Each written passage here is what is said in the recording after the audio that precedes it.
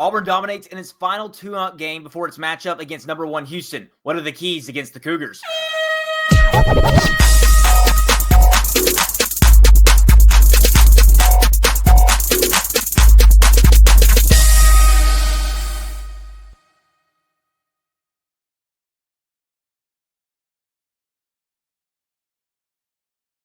Welcome into this edition of the Barn Hoops Podcast. Thank you for tuning in. As always, I am your host, Jacob Hillman, and today we're going to recap last night's 93-62 victory over Wofford for Auburn Basketball as it moves to 3-0 on the season and now gets set for a showdown with the top-ranked Houston Cougars in Birmingham on Sunday. A very good performance from Auburn last night at Neville Arena, and it's in its last of 3 games at home before a pseudo-home game against the Cougars in Birmingham at the BJCC at Legacy Arena. And really, there were a lot of good things to take away from this win over the Terriers, I thought.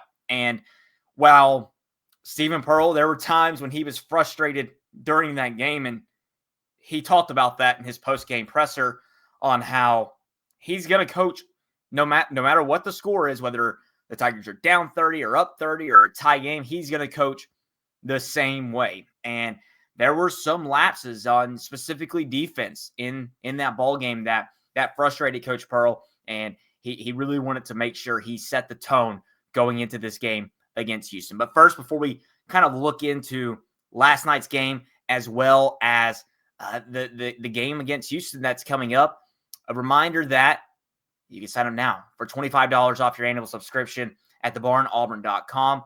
Be sure to follow @thebarn_Auburn on social media, wherever you scroll your social media platforms, as where you have a ton of content being pushed out over these next few weeks with basketball season really in the thick of things, and then an upcoming Iron Bowl game. And obviously Auburn football will have a new head coach in the coming months here on the Plains. So make sure you're subscribed here on YouTube and wherever you listen to your podcast as well, as we will have daily content for you in the coming months. But looking back at last night's 93-62 victory over Wofford for Auburn, it was the Keyshawn Hall and Elyjah Freeman show, as those two combined for 41 combined points. And it was Elyjah Freeman who led the way with 21 points. And he just looks like he's continuing to grow and flourish as he learns the ropes of Division I basketball after being the D2 product at Lincoln Memorial last year. And we had an episode back in the preseason about how he is going to garner professional hype and attention because of the length he has, because of the athleticism, because of just, the raw potential that he has. And it showed last night against Wofford. It showed against Bethune-Cookman. He didn't have as good of a game against Merrimack, but that's the thing, is this team, and it's basketball, quite frankly. Not every game is going to happen. It might happen every game for Keyshawn Hall, but Elyjah Freeman, he's still learning. He's still trying to get his feet wet at the Division I level, and he's dove straight into it with the way he's playing. And he also got to start last night, and that's kind of the first point here.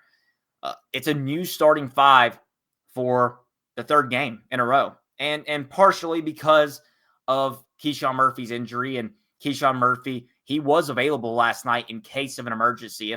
If Auburn got into a dogfight like it did against Bethune-Cookman, I think we would have seen Murphy out there, but they're trying to get him as healthy as possible for that Houston game on Sunday and for the stretch of non-conference games when you go to Vegas and when you host NC State and go to Arizona. They want to make sure Keyshawn Murphy is 100% for that stretch of games, as that's going to be the determining factor when you get to Selection Sunday and in where you're seated.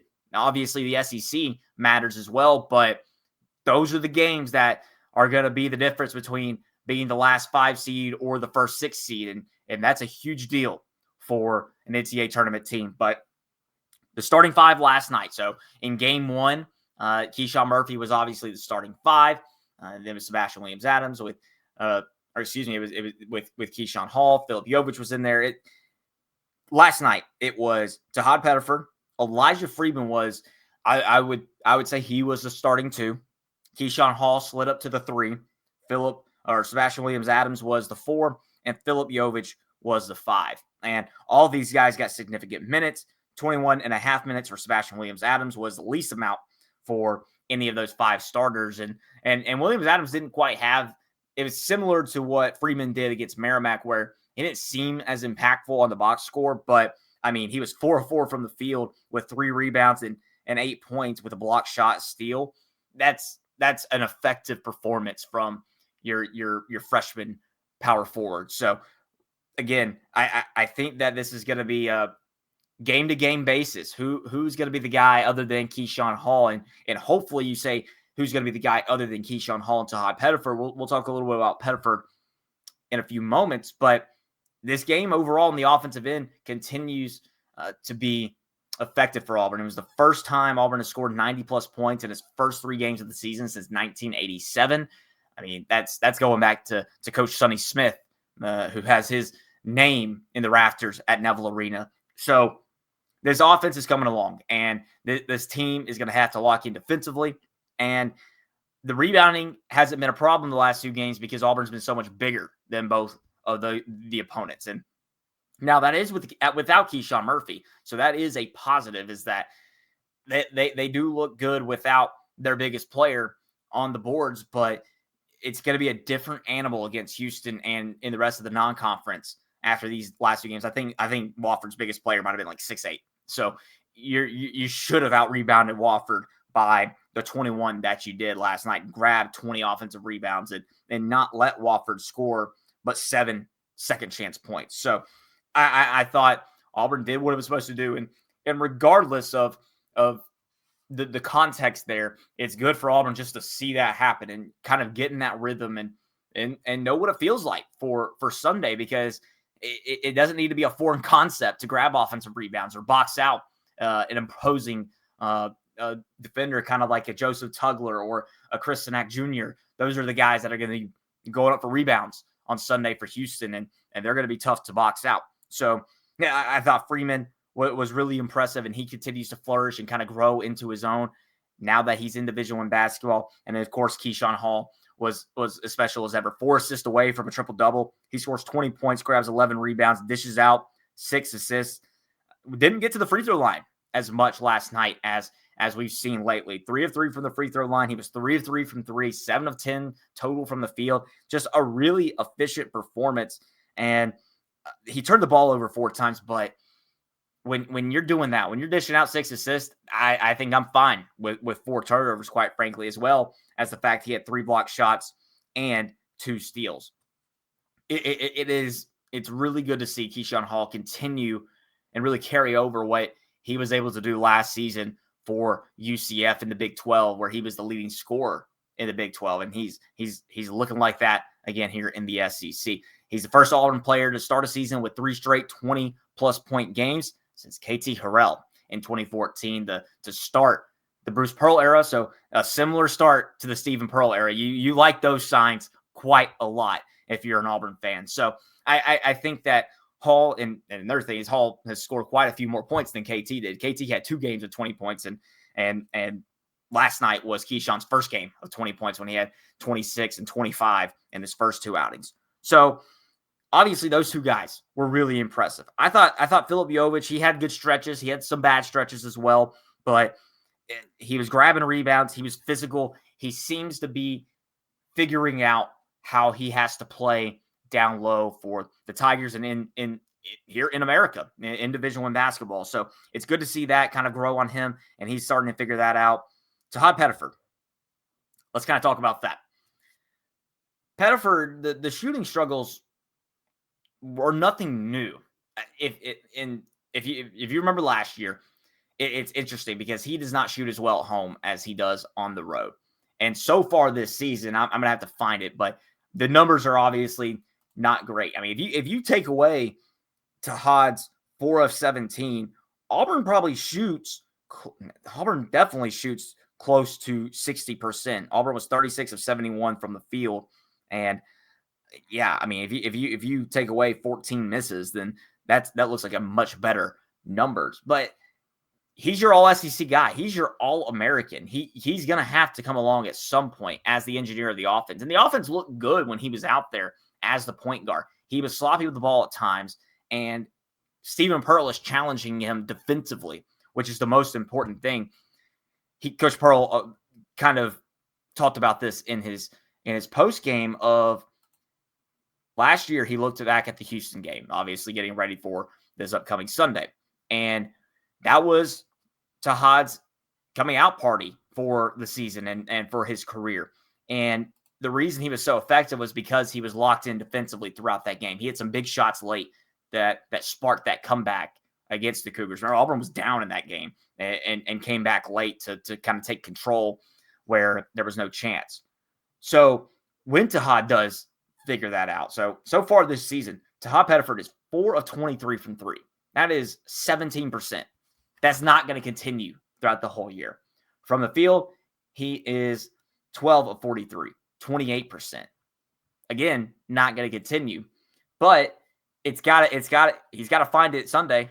For Auburn to compete against Houston, it's going to take a big performance from Tahaad Pettiford. It's going to take him looking like the first team all SEC player that he was selected as in the preseason media poll. So the challenge to him from Coach Pearl is to be locked in defensively, and that's going to help the threes fall. And again, like I said, that now that they're on the road, it's not in Neville Arena, I think that really gives him a chance to get in a new place and kind of lock in and go from there. But Pettiford, he did have 5 assists to 2 turnovers. So again, engineering the offense, that's what's so important for this team. So what this is showing me is that even when Tahaad isn't on with scoring the basketball, he only had 9 points, then he's still able to contribute and be an effective player, an effective point guard, and get his guys some great looks. One of those great looks was for Kevin Overton, who found a little bit of something from 3, and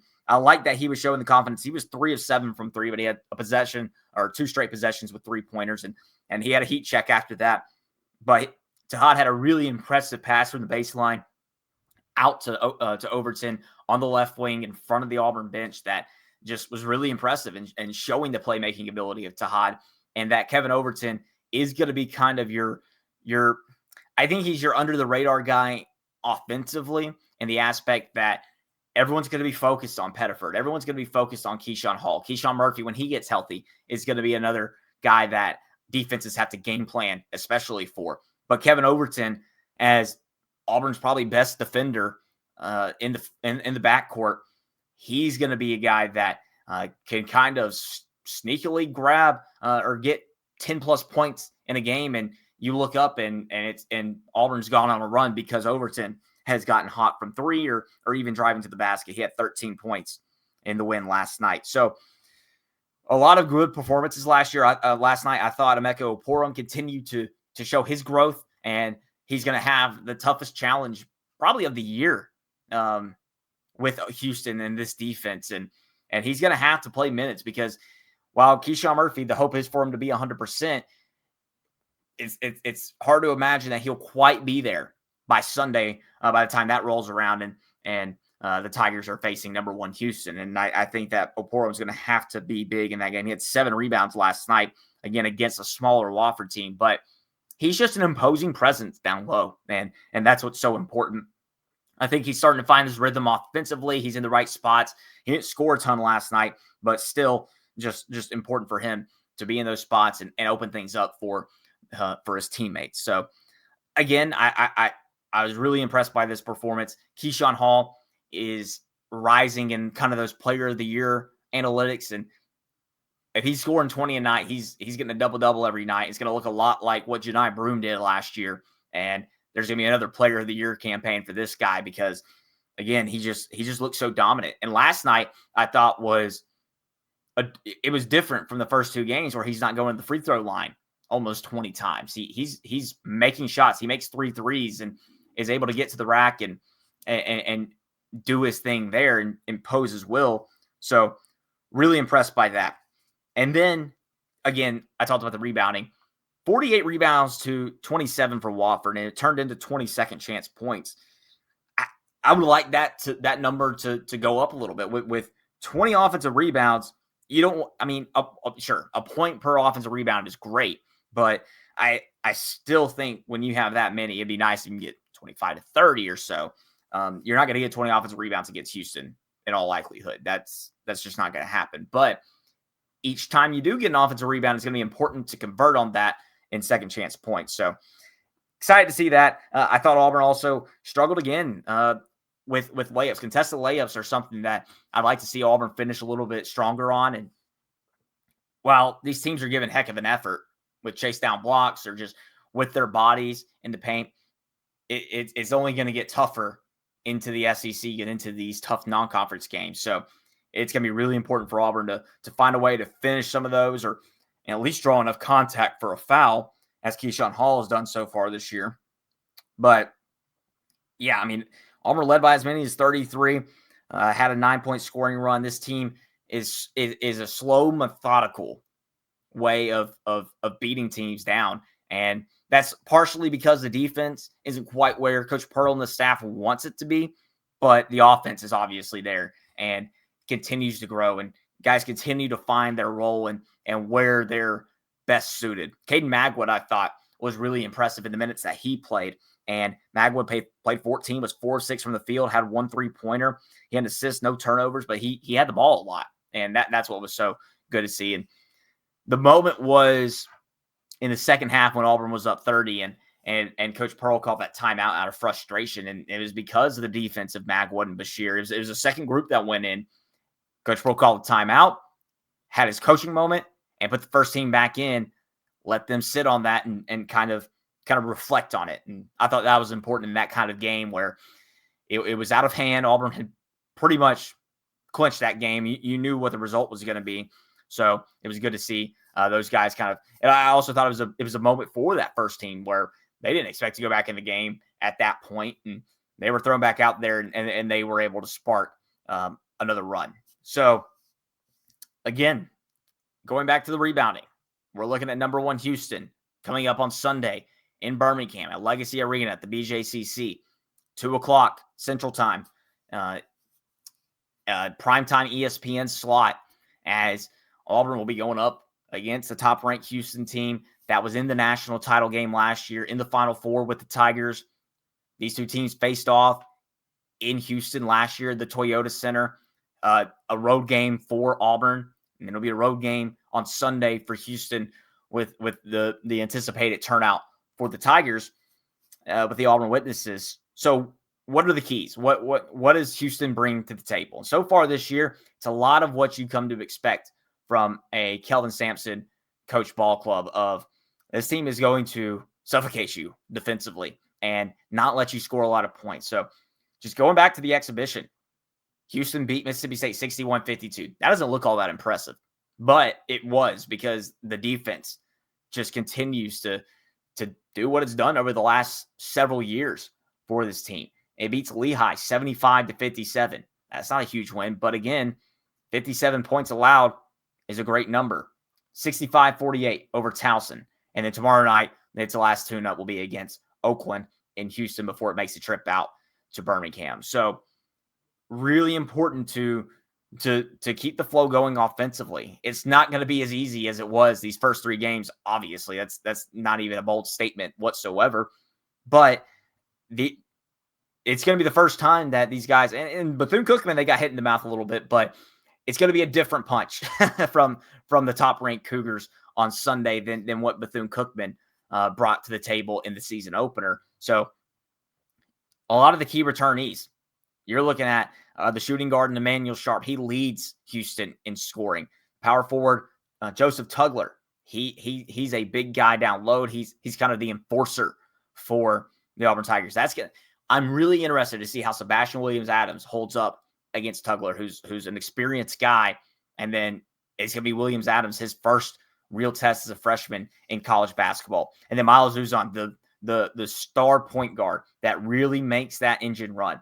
How can Tahaad Pettiford, Kevin Overton, and Caden Magwood, when he's out there, how can they kind of disrupt that flow that Miles Uzon really, really is instructed to orchestrate, and he does such a good job at.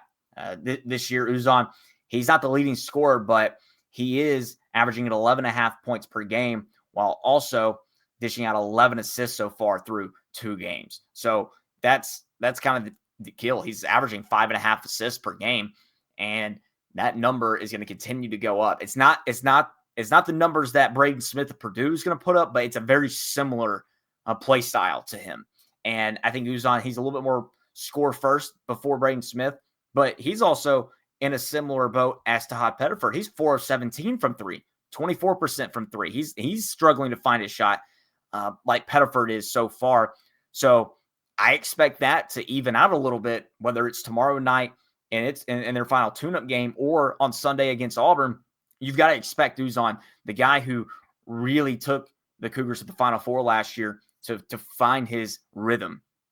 And then the other key player, and it's an addition for Houston, is the freshman, Kingston Flemings. He was a 4-star recruit, top 20 player, the Texas Gatorade Player of the Year in high school last year. He is a dynamic scorer, 14 points per game so far, 11 of 14 from the field so far this year, 2 of 5 from 3.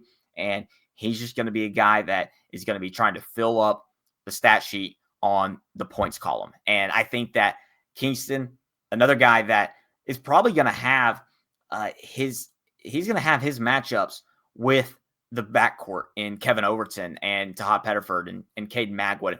And I think he's a 6'4", 190-pound guard. This might be an opportunity for an Elyjah Freeman. We talked about the starting 5 that Auburn debuted last night against Wofford.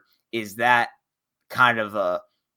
what Stephen Pearl is trying to do? Is he trying to get Elyjah Freeman out there in that 2 spot just to get that length out there to start the game? Because, again, last year and in years prior, the starting lineup was pretty much dedicated to defense and Auburn getting off to a hot start defensively. So I think personally, when I think about what that starting 5 might look like on Sunday against number 1 Houston, which is the starting 5 that Coach Pearl and the staff will probably want going into SEC play.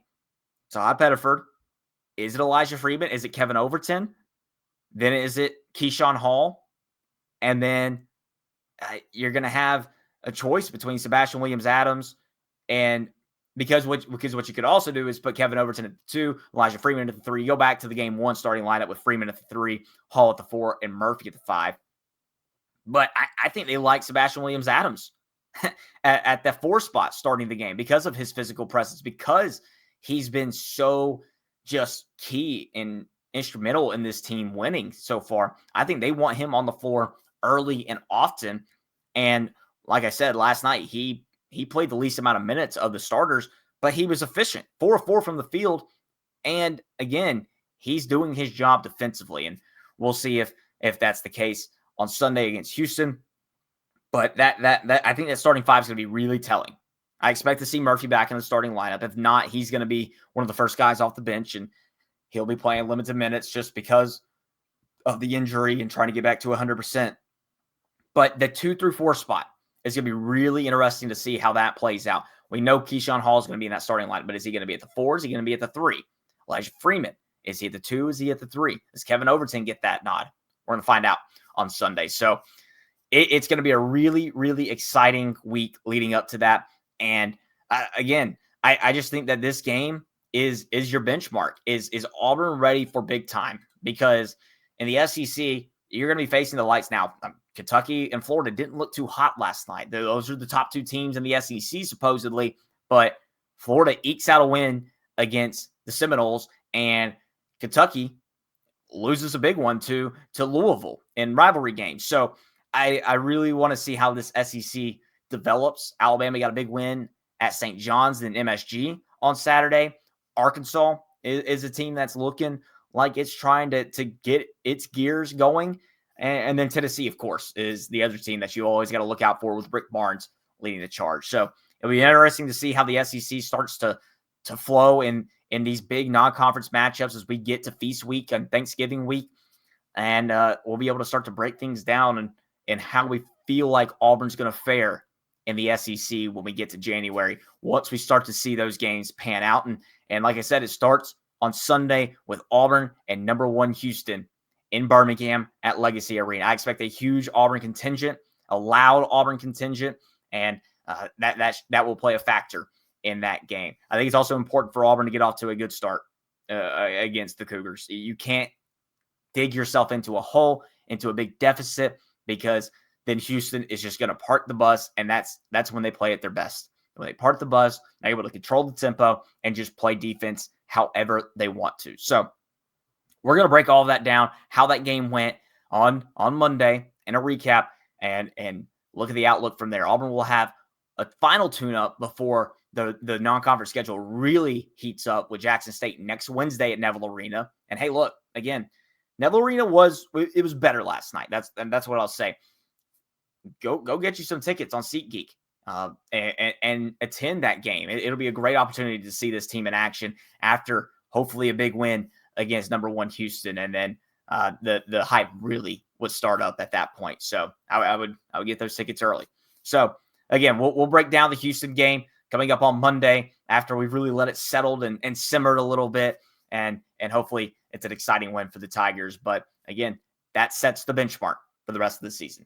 As a reminder, follow @thebarn_Auburn on your social handles, Instagram, Twitter, X, wherever you scroll on social media. And then make sure you're subscribed, hit the like button here on YouTube or on your podcast platform of choice. And we'll have more and more content coming up as Auburn football's on its bye week and the coaching search continues, and then leading up to Mercer and the Iron Bowl coming up in a few weeks. So thanks again for tuning into this edition of the Barn Hoops Podcast.